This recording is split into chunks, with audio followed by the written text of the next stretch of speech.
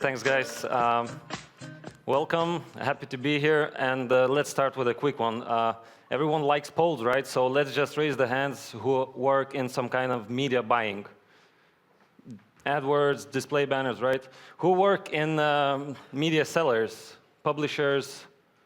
A couple of hands. Who work as a digital brand advertiser or brand manager? OK. Raise a hand who has some kind of fetish. I have a fetish for people who are raising hands, so that's my fetish.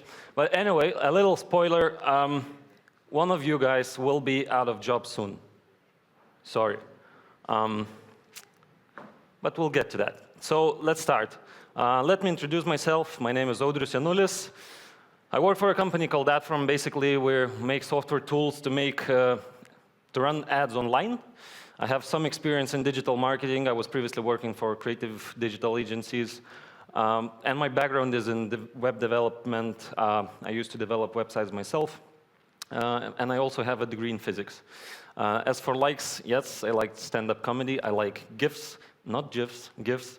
And I also like dank memes. And if you're not sure what it is, I don't blame you. So my agenda for today is actually a bit different to what you heard so far.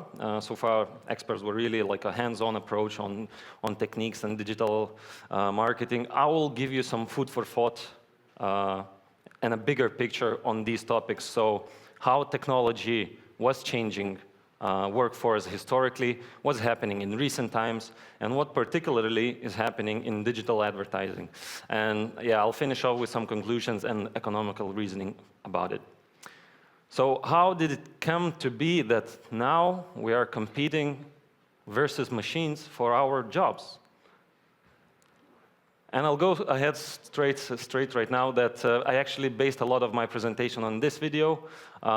It's a great channel on YouTube called CGP Grey. If you're not watching that, I recommend you to subscribe it. So yeah, let's start. I mean, people are smart or lazy.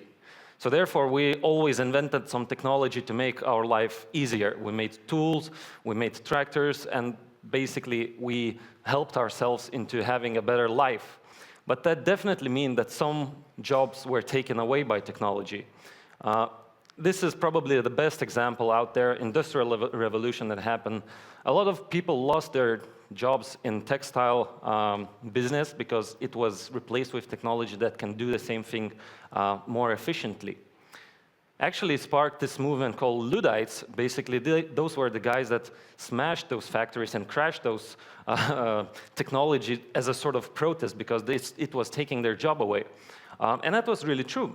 And these days, we actually use this terminology to call those people who are afraid of technology Luddites, right?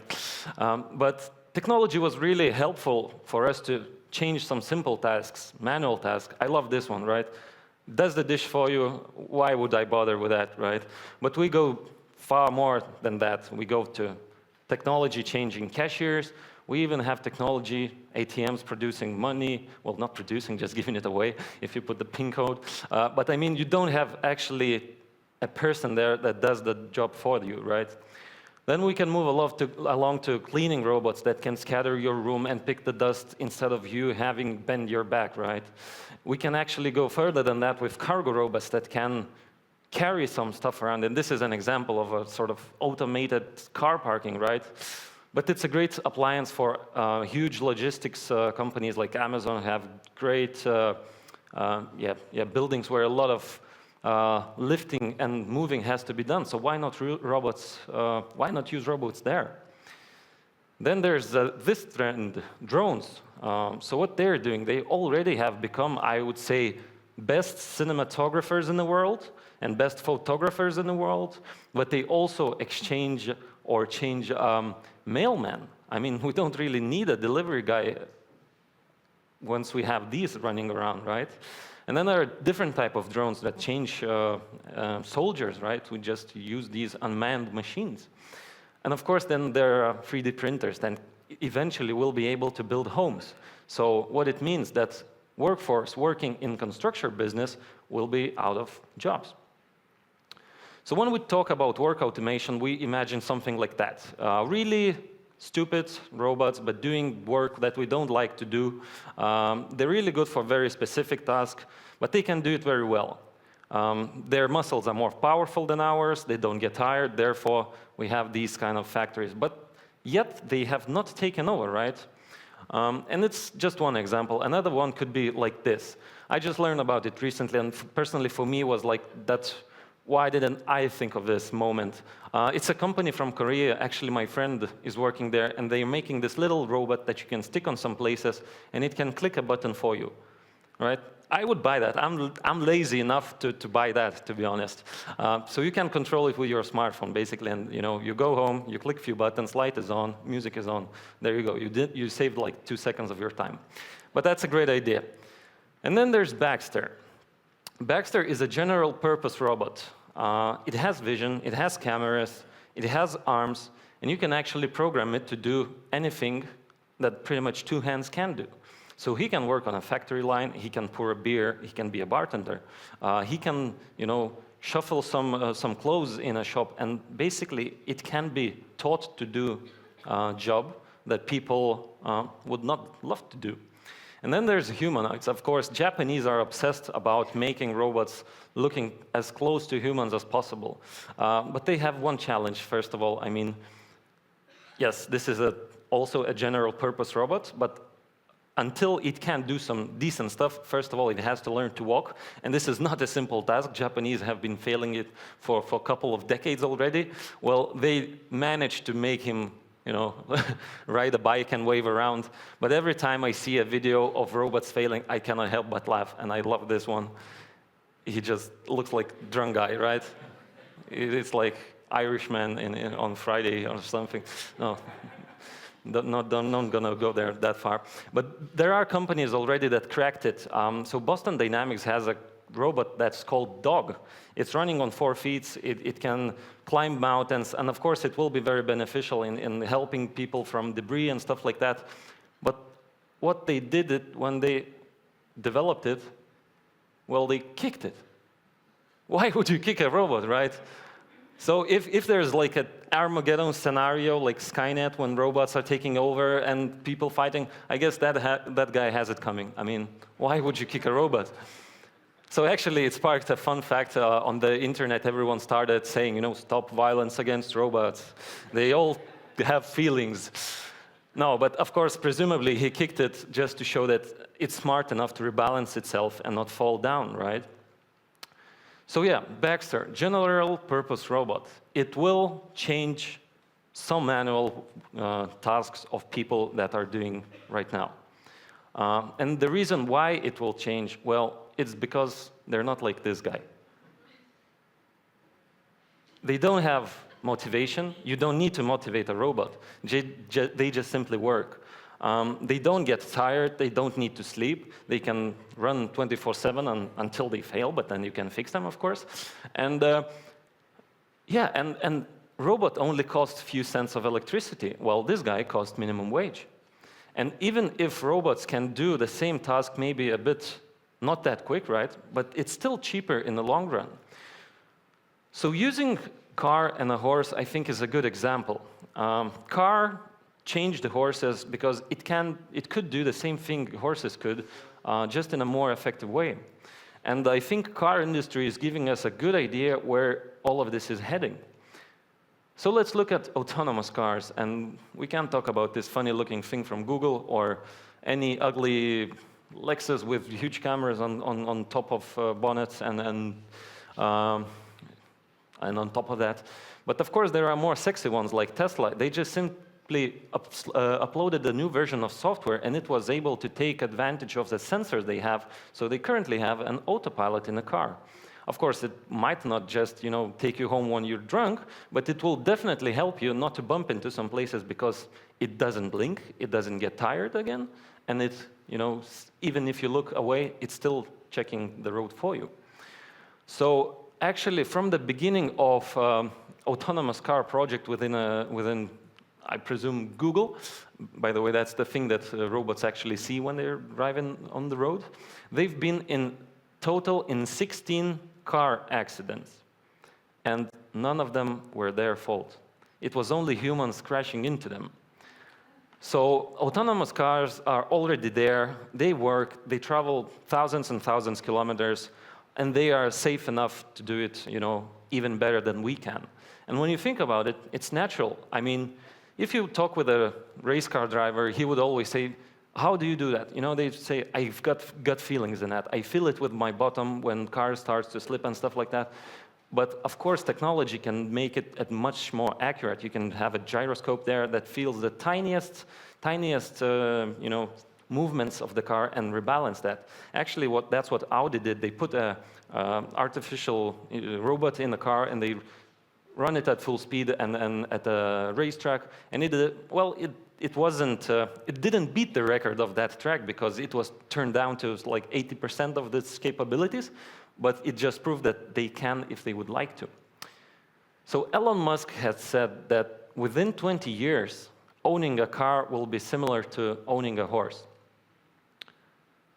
And if we look at population of horses in the US, it peaked in 1915. You know what else happened in 1915? Model T, right? The first production car that was available for masses. So car really changed workforce of horses a lot. Horses, if you think about it, they're not that adaptive. They're only good for a couple of things. Agriculture, maybe riding into battle, maybe getting to work or delivering mail, but car can do it better, faster, and more efficient. And when we think about ourselves, I mean, we had Peter right here that's saying, oh, technology cannot do that for you. But it soon will be. Because there's a thing called artificial intelligence, right? There is already computers that can crack Turing's test. And Turing tests are used basically to distinguish whether computer is showing some artificial intelligence behavior equivalent to a human person.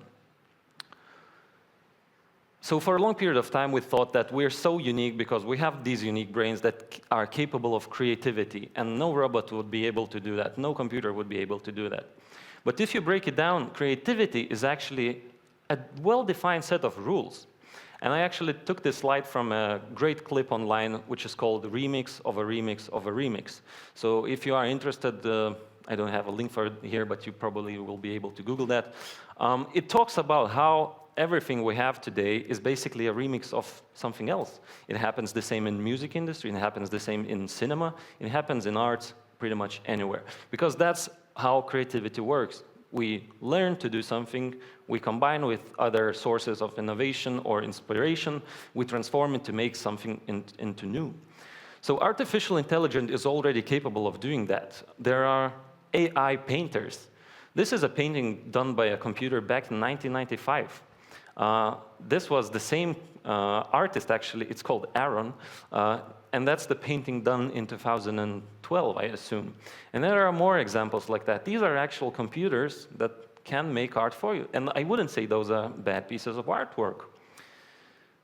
Then there was this fun fact that Turing test was actually passed by using computer-generated poetry. So one guy actually wrote a script that generates random poetry, and he was putting those poems on a blog for poetry, and people were like, yeah, I really feel your vibe and struggle, But actually, it was computer doing that. So he actually went as far as having one of those poems printed in a book.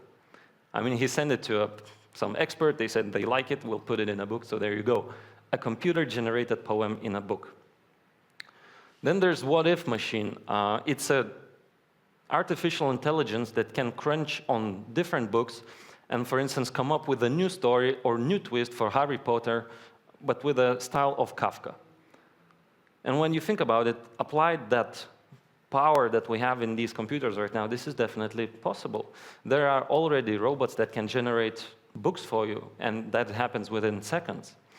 There's a company which is called Quill Engage. It's actually a plugin for Google Analytics that can crunch on data sets you have in Google Analytics and come up with smart text or actually smart insights. So the next time you're talking with your CEO, you just not show him a pie chart, but you actually some clever text to tell about it.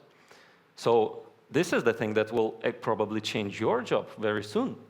There are similar technologies that are able to generate articles or headlines for newspapers, right? So that's pretty simple if you think. I mean, if you have some game that's happening, you know the score, you just simply need a script that can generate the score and put that on your website, right? Then there's this, a great quote, AI is the new UI. So we had a tremendous workforce, and it still is till a certain degree, on UI business, where people were thinking about how to make people think less. How we put, what color do we make the button so that people don't have to think? But why do they have to think in the first place? Computer can do that for them. And we're already seeing that in any device, whether that's iOS, Android, and even Facebook is launching their, I believe that's this one, a thing called M, and it's, personally for me, really exciting because it's actually a combination of both computer and the person. So actually you're not even sure. If you're asking for something, you know, where could I find a pizza, it could be some guy that's talking with me directly, and I wouldn't be able to tell, to be honest. So when we talk about artificial intelligence and machine learning, we have to talk about this, IBM Watson. It's a supercomputer that has kind of human brain-like behavior. It's called cognitive computing. So a hobby of Watson is actually beating some clever dudes on Jeopardy. And these are not your typical random dudes. They are like genius out there. They're like #1 in the US. And they got destroyed by IBM Watson. Again, there's a video online on YouTube. If you're interested, be sure to check it out. So IBM Watson works as a cognitive computer. It actually learns the language, it analyzes it, and as an example here, we see a text, fly over the boat with the red bow, right? English language can be pretty difficult because the same word fly can mean, of course, flying, or it can mean an insect. So this cognitive computer allows to find those meanings between words, to define the weight of those meanings, and come up with smart decision what it actually means. So when IBM Watson goes into a particular sphere, it learns the language of that sphere. And for instance, that's for health, right? So a word cancer might be connected with other types of cancer. So it learns that. And then there's just, you know, task of people to produce the right information for IBM Watson to learn. So it works in a way that combine the data, they teach IBM Watson to learn, and it then gets better and better and better. So the actual appliances of IBM Watson, first of all, is to be the best doctor in the world. And just last week, when I was in Riga, I got cold. I went to a doctor and I said, you know, I have a sore throat. And he's like, yep, just use this. Okay, cool, but that's exactly what they asked. I mean, they didn't even ask how did I get sick or anything like that. While robot could check around enormous amounts of data from my Fitbit, from my iPhone, from similar body types of men in my country, from historical data that they would have about me, and they would be able to come up with a pretty accurate symptoms or disease, what could be the problem for me. So basically, IBM Watson is currently used by doctors as an assistant to get a precise, diseases, or actually, well, of course, it's not like 100%, but at least it shows them what could be a possible cause of a problem.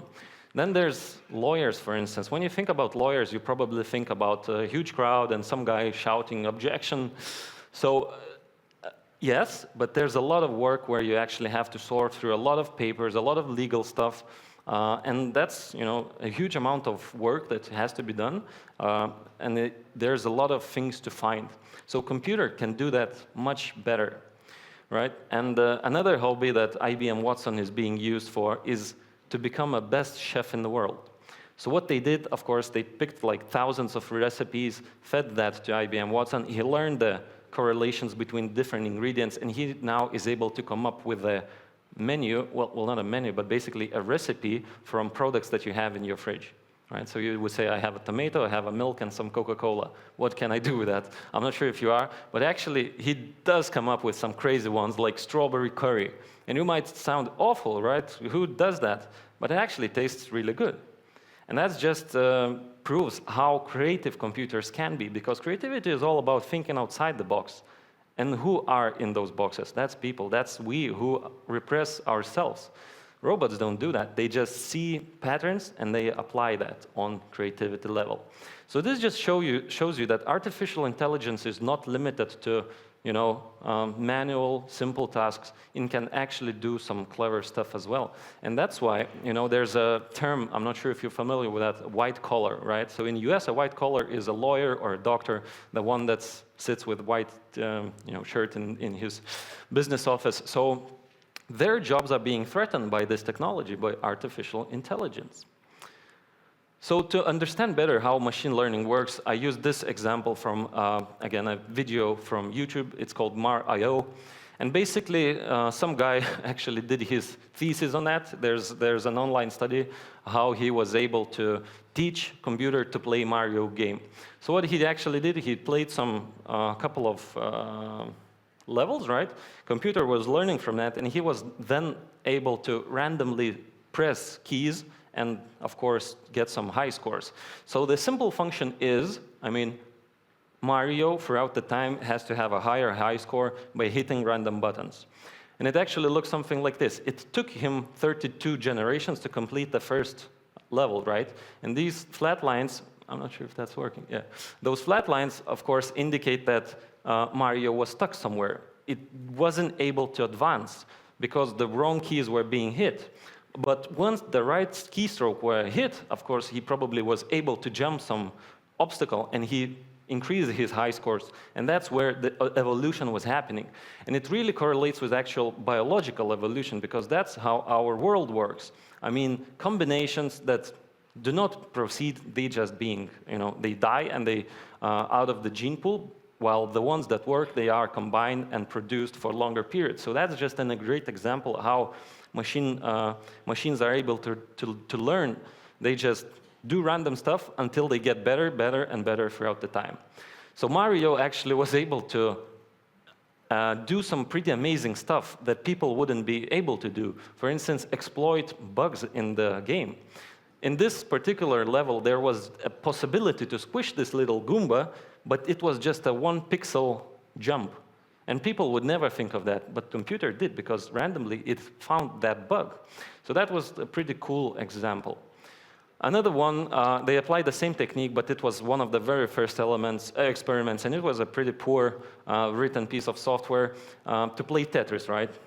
So as you can see, it's not doing very great. And for reason for that, it's just one of the first generation that it was been learning.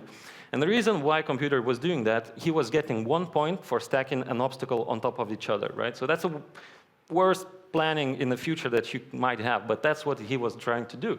And once he got to this point, he did something amazing. He paused the game. Because the only way not to lose the game was not to play at all. So yeah, computers think a bit differently to us, but we've seen some examples, but now let's look at how this reflects in digital marketing. That's the bit that you probably guys care about. So I'm not sure if you heard, but there's a thing called RTB, or programmatic, and everyone is talking about it, that it's going to take over.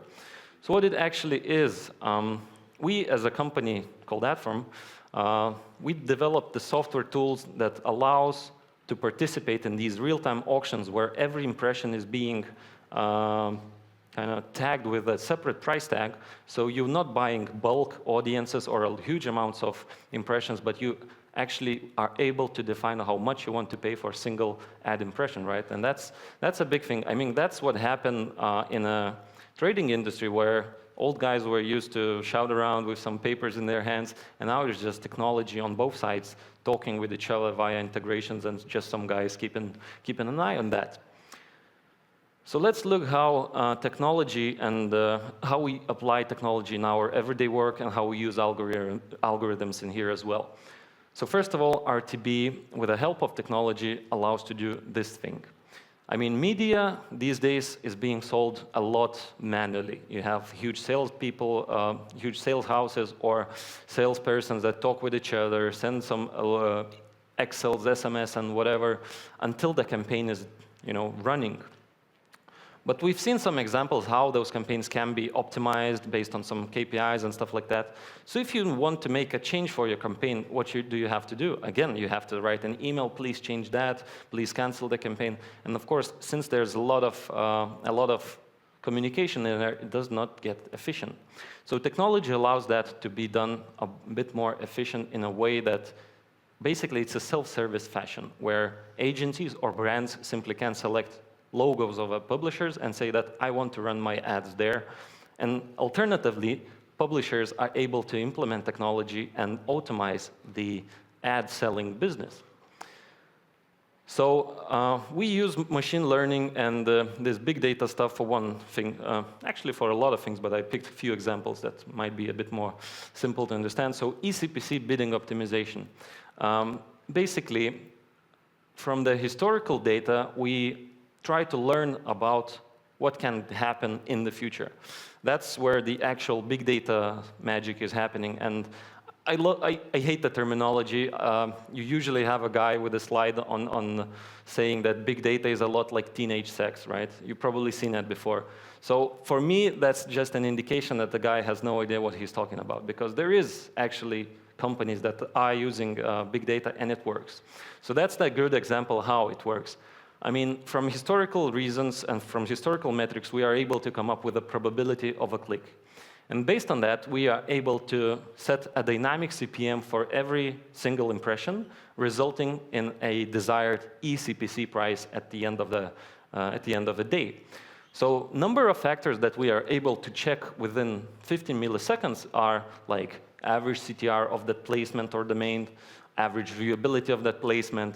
Did that cookie clicked anywhere before? What kind of browser, what kind of geography, what kind of vertical is currently being running there? And based on that, we are, based on much more information than that, we are able to come up with models and predict whether an ad will be clicked and how much should we pay for that. So that's just one thing.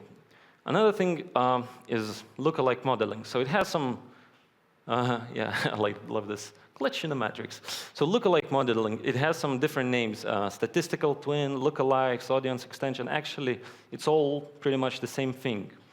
So let's imagine we have a population of 1 million, and we are interested in 10,000 people. Let's pick, I don't know if that's legal in Latvia or not, but let's pick quick loans, right? Not everyone is probably interested in that, but there's a group of people who are. And we apply a theory that some guys that look similar, behave similar, will behave similar in the future as well. And that's what we're able to do.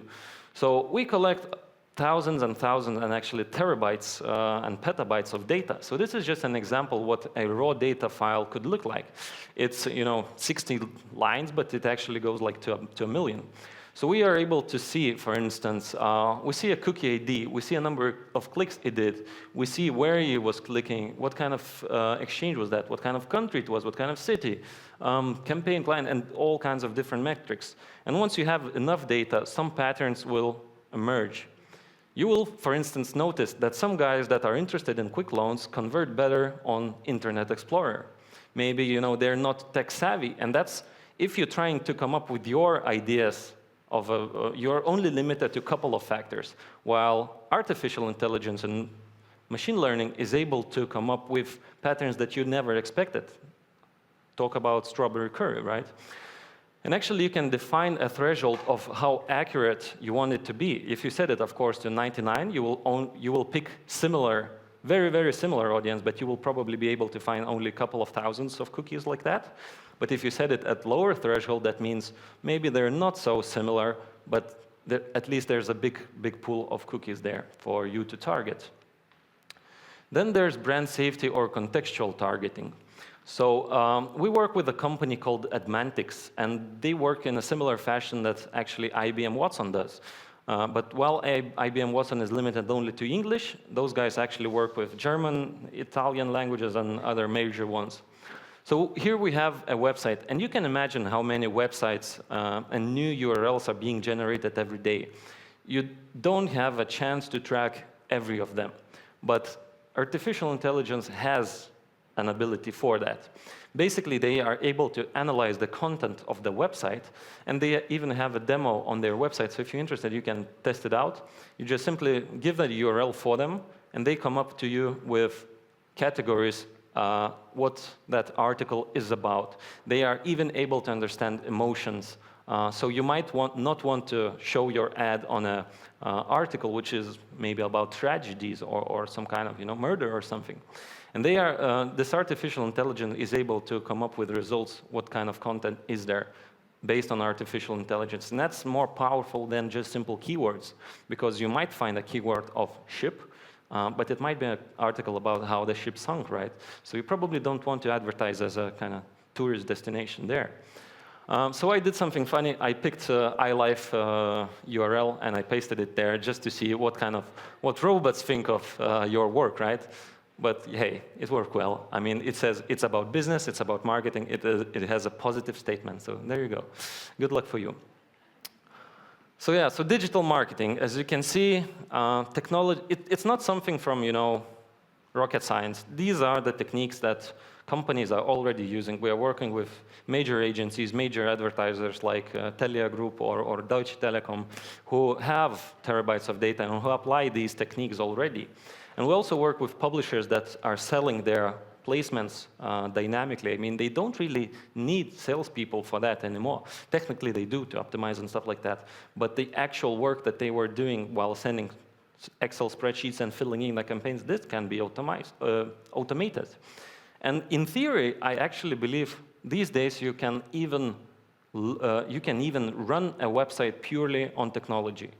You have computers that will generate content for you. You have computers that will generate a headline for you. You have computers that can sell ads for you. You just need some developer to make it happen. Right, so online media trading actually is a lot like this. Technology on both ends pushing back and forth and communicating with each other. So let's make a conclusion. So will we be replaced by an algorithm? Probably yes, but that's a good thing. And I will make my reasoning based on a few factors. So first of all, I read this book, and that's a great book, Why Nations Fail. And I got pretty obsessed by it because it has some good ideas, and I started applying the same ideas on both macro and micro levels. Basically, the answer of this book is why some nations are prosperous while others aren't, and they compare different examples. So, for instance, you might say that climate or geography or culture has a lot to do with that. But if you pick countries like South Korea and North Korea, or similar ones that are in US, Mexico, and US, and there are a number of other examples, you will find out that it's not the true. The actual clause is this. That's one of them, inclusive institutions. I will not go into details explaining about that. But another one, a really important one, is creative destruction. And if we look at countries that are not all that prosperous, you will find a similar pattern, that for a long period of time this was happening. Revolution after revolution after revolution. That's not creative destruction, that's just destruction. The idea is that you have to change something with something better. And that's what was happening with Industrial Revolution. A creative destruction was happening there. Some jobs were destroyed, but they were replaced with technology that can do the same thing better. And therefore, it led to a more richer economy that meant better life for everyone. So it really applies on our everyday business as well. Book also has some other kind of reasoning for it, but I will not spoil that. I'll keep it to you. If you're interested, be sure to read that. So talking about Ludus again, there is a thing called Ludus Fallacy. That means that, well, basically they were wrong, because if technology would have, be taking away our jobs, shouldn't we be all out of our jobs? We aren't. We still have the wheels. We still have our jobs, because this technology, changing jobs was happening since the invention of wheel. And the reason why we still have jobs is because of this thing called compensation effects. While technology and innovations might, change types of jobs and displace certain types of jobs, but historically it was the main factor how new jobs were created. So I found this great quote online as well that says, "White collar of the future is a hoodie." Yeah? So back in the 18th century, we thought that those blue-collar guys that were doing manual work will be exchanged by technology. These days, white collars are being in threat of that. Lawyers, doctors, even digital specialists, right? You could definitely come up with a logic how to generate a script that will do random stuff to get your CTR higher and higher and higher. Just one example, right? So that's why this is a great quote that means that future belongs to those guys that have the power to develop those technologies of artificial intelligence and data mining. And this slide just proves it. That's top 25 hottest skills of 2014. As you can see, statistical analysis and software development is dominating that. Well, you probably don't see a lawyer there. Yeah, you don't. So the main takeaway that I would like to give to you is we will adapt by inventing new types of work because that's what people are good at. We are just such quick learners that we are able to adapt, and there will always be some jobs that we will be able to do. And technology will only work as an assistant, as we see today with IBM Watson. It has not become the best doctor, nor it will be. It will become a best assistant for the doctor. However, a single threat is that our educational system is not preparing us correctly for that. We're not being prepared for the future, and that's the key why you must stay hungry for information, and you should invest in your education yourselves. Because if you don't, you will become like this guy. You will pause the world. So don't pause and keep on learning. Thank you, guys.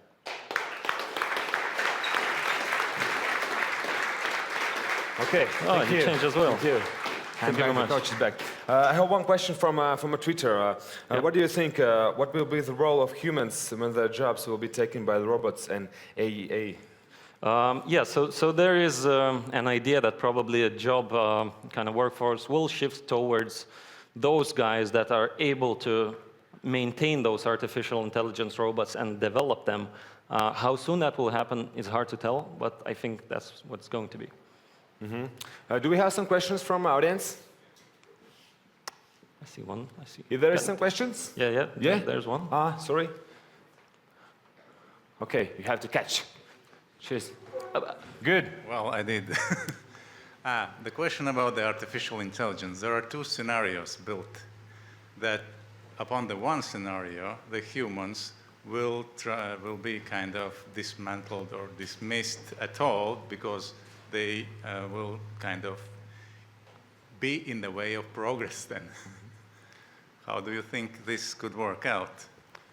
I think there are two scenarios. One is less optimistic and another one, well, one is pessimistic and another, whoops, he's fine. So yeah, I think there are two ways. Always this kind of scenario where if you teach a robot to become better and better, maybe they will be able to develop themselves, and maybe they will come up with some strange ideas of pausing the humanity in general, right? So I will leave this topic for science fiction. I don't think it's going to be that close that we will be able to see that.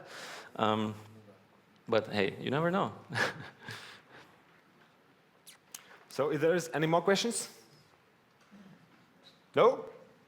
Okay, Yep. then thank you. Thanks, guys. Thank you. Let's make some noise. Have a nice day.